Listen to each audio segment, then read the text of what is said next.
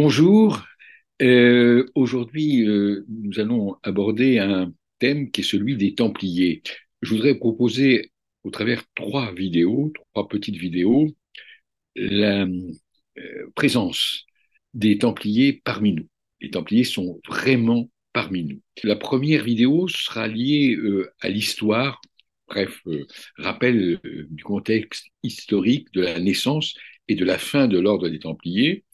La deuxième sera consacrée plutôt à la légende templière. Et enfin, la troisième nous montrera qu'à Paris, à travers ce qui est la limite de ce qu'on appelle l'enclos des Templiers, c'est-à-dire la maison du Temple à Paris, va nous permettre de voir comment cette présence des Templiers à Paris s'est inscrite dans ce qu'on appelle le Paris ésotérique. Voilà un peu les trois vidéos que je vous propose de partager avec moi. Alors la première, disons que le thème serait effectivement du mont du Temple à Jérusalem, à l'île aux Juifs à Paris. L'île aux Juifs qui est, disons, actuellement, par rapport à Paris, ce qu'on appelle le jardin du Vert-Galant.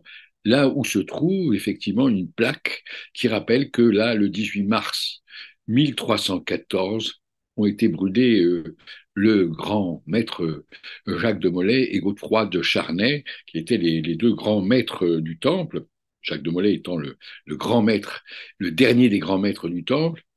Et cette indication nous amène à rappeler les grandes étapes de la constitution de l'ordre du Temple.